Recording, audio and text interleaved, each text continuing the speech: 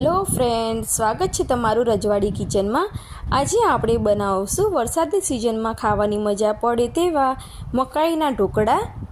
દાળ ચોખા પલાળવાની ઝંઝટ વિના આ ઢોકળા એકદમ આસાનીથી બની જાય છે। તો તેના માટે આપણે એક વાસણમાં 1 વાડકી જેટલો બેસન લઈ લઈશું। હવે તે જ વાડકીના માપથી આપણે 1 વાડકી ચોખાનો લોટ એડ કરી દઈશું। હવે તેમાં 1/4 કપ જેટલી સોજી અથવા તો રવો એડ કરી દઈશું। હવે આપણે તેમાં સ્વાદ મુજબ મીઠું, 1/4 ટીસ્પૂન હળદર અને 2 મોટા ચમચા જેટલું તેલ એડ કરી દઈશું। તેલ એડ કરવાથી ઢોકળા એકદમ સોફ્ટ તૈયાર થશે। હવે તેમાં અડધી વાટકી ખાટી છાશ એડ કરીશું અને મિશ્રણને આ રીતે વિસ્કરની મદદથી મિક્સ કરતા જઈશું। થોડી વારે છાશ એડ કરતા જઈશું અને મિશ્રણને હલાવતા જઈશું। છાશ થોડી જ એડ કરીશું, નહીંતર મિશ્રણ વધુ પાતળું થઈ જશે। બેટરમાં ગાંઠો ન રહે તે રીતે બેટરને વિસ્કરની મદદથી બરાબર ફેંટી લઈશું। તમે જોઈ શકો છો કે આપણું બેટર ખૂબ જ સરસ તૈયાર થયું છે। તો આપણે આ રીતે થોડી છાશ એડ કરતા જઈશું અને બેટર બનાવવાનું છે। બેટર ઢીલું ન થઈ જાય તેનું ખાસ ધ્યાન રાખવાનું છે। મેં આ વાડકીના માપથી 2 વાડકી જેટલી છાશ આમાં એડ કરી છે। હવે બેટરને ઢાંકીને 5 મિનિટ જેટલો રેસ્ટ આપીશું। હવે આપણે બીજી તૈયારી કરી લઈએ। તો મેં અહીંયા એક મકાઈ લઈ લીધી છે અને તેના છોતરા કાઢીને બરાબર વોશ કરી લીધી છે। મકાઈને વચ્ચેથી 2 ભાગમાં તોડી લઈશું। મકાઈના ઉપરના દાણા થોડા હાર્ડ હોય છે, જેને ક્રશ કરીને બેટરમાં એડ કરવાના છે અને મકાઈના નીચેના દાણા સોફ્ટ હોવાથી તેને આખા જ આપણે બેટરમાં એડ કરી લઈશું। હવે આપણે દાણા કાઢી લીધા છે, તેને સાઈડ ઉપર મૂકી દઈશું। હવે એક મિક્સર જારમાં 5 થી 6 લસણની કળીઓ, 1 ઇંચ આદુનો ટુકડો અને 2 લીલા મરચાં સમારેલા લઈ લઈશું અને તેની દરદરી પેસ્ટ તૈયાર કરી લઈશું। હવે મકાઈના ઉપરના દાણા જે કાઢીને તૈયાર કર્યા હતા તેને પણ આમાં એડ કરી દઈશું। મકાઈને પલ્સ મોડ ઉપર આ રીતે દરદરી પીસી લઈશું। તૈયાર કરેલી પેસ્ટને આપણે બેટરમાં એડ કરી દઈશું। આમાં આદુ, લસણ અને લીલા મરચાં નાખ્યા હોવાથી તેનો ટેસ્ટ ખૂબ જ સરસ આવશે। જો તમે લસણ ના ખાતા હોય તો લસણ સ્કીપ કરી શકો છો। પેસ્ટ નાખ્યા પછી મિશ્રણને આ રીતે બરાબર મિક્સ કરી દઈશું, જેથી પેસ્ટ બેટરમાં બરાબર મિક્સ થઈ જાય। આ પેસ્ટ ઉમેર્યા પછી બેટર થોડું પતલું થઈ જશે, એટલે આપણે બેટરને પહેલેથી જ થોડું જાડું રાખવાનું છે।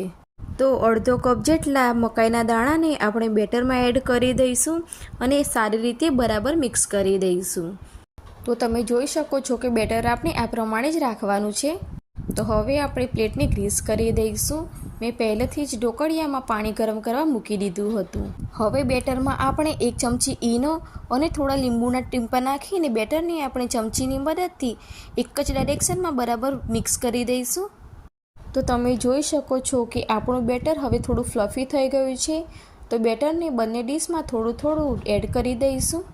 તો આ બેટરથી 2 થાળી ભરીને ઢોકળા તૈયાર થઈ જશે। હવે તેમાં ઉપરથી લાલ મરચું પાવડર સ્પ્રિંકલ કરી દઈશું, જેનાથી ઢોકળા દેખાવમાં ખૂબ જ સરસ લાગશે। હવે આપણી બંને ડીશો તૈયાર થઈ ગઈ છે, તો તેને ઢોકળિયામાં સ્ટીમ થવા મૂકી દઈશું। આ ઢોકળાને સ્ટીમ થતાં લગભગ 12 થી 15 મિનિટ જેટલો સમય લાગે છે। તો હવે તેનું ઢાંકણ ઢાંકીને સ્ટીમ થવા મૂકી દઈશું। ઢોકળા સ્ટીમ થાય ત્યાં સુધી તેની ટામેટાની ચટણી બનાવી દઈશું। એના માટે 2 ટેબલસ્પૂન તેલ અને તેમાં હિંગ એડ કરી દઈશું।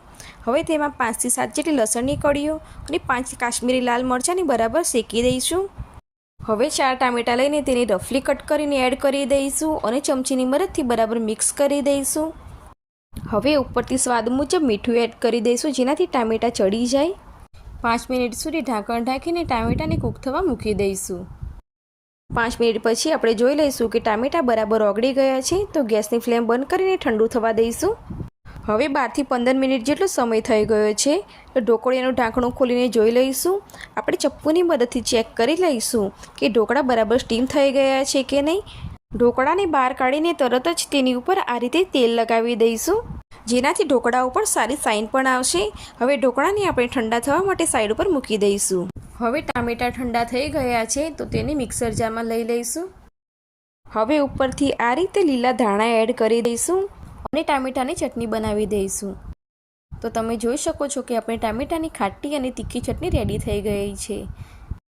આ ચટણી ઢોકળા સાથે ખાવામાં ખૂબ જ ટેસ્ટી લાગે છે। હવે આપણા ઢોકળા પણ ઠંડા થઈ ગયા છે, તો તેને ચપ્પુની મદદથી આ રીતે કાપા પાડી લઈશું। જો તમારે કાપા ચોરસ કે બીજા કોઈ પણ શેપમાં પાડવા હોય તો પાડી શકો છો। તો તૈયાર છે આપણા મકાઈના ઇન્સ્ટન્ટ અને લાઈવ ઢોકળા. તો તમે જોઈ શકો છો કે જોતાં જ ખાવાનું મન થઈ જાય એવા ટેસ્ટી આપણા ઢોકળા તૈયાર થઈ ગયા છે.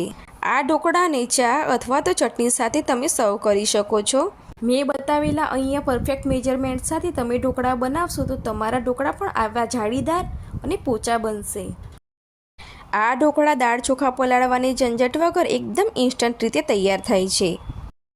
આ ઢોકળામાં આપણે 1 વાટકી બેસન, 1 વાટકી ચોખાનો લોટ અને 1/4 જેટલો સૂજી એડ કર્યો છે. તમે જે વાડકીના માપથી બેસન લો છો તે જ વાડકીના માપથી ચોખાનો લોટ અને સૂજી લેવાનો છે. ફ્રેન્ડ્સ, તમને પણ મારી આ રેસીપી ગમી હોય તો ઘરે જરૂરથી ટ્રાય કરજો અને મારા વિડીયોને લાઇક કરીને મારી ચેનલને સબસ્ક્રાઈબ જરૂરથી કરજો અને બાજુમાં આપેલા બેલ આઇકોનને જરૂરથી પ્રેસ કરી દેજો.